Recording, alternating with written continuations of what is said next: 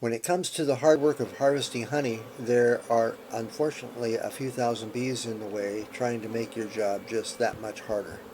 An escape board will let the bees get out of the hive, but they won't be able to re-enter, and after a day or two, the honey super will be mostly bee-free, you haven't stirred up a hive, and there's no need to transfer frames to a new box. Hi, I'm Paul, and this is openwoodshop.com.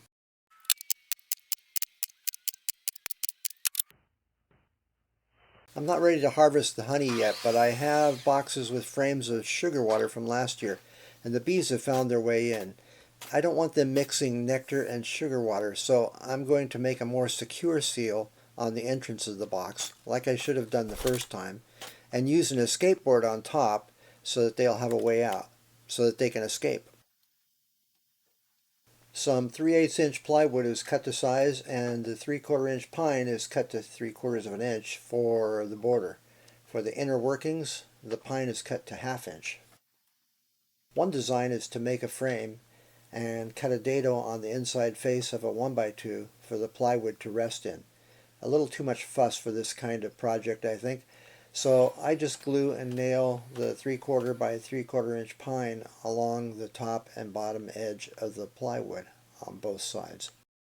There's a lot of ways to make the one-way escapement, and the way I'm using is very common.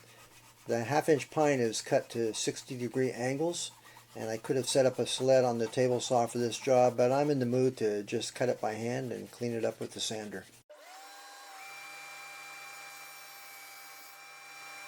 Cutoffs of the 3/8 inch plywood help to center the triangles around the hole in the middle of the plywood and create just the right gap to let the bees go through.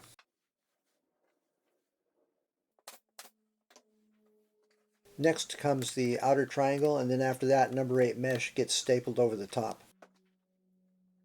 I have just about enough mesh to do 2 boards, if I get creative.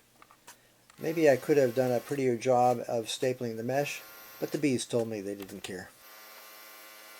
This was such a quick and easy project. I have no idea why I never did this before, but there it is. It's cleared up outside, so I nail up the entrance to the box, like I should have done the first time, and put the escape board on.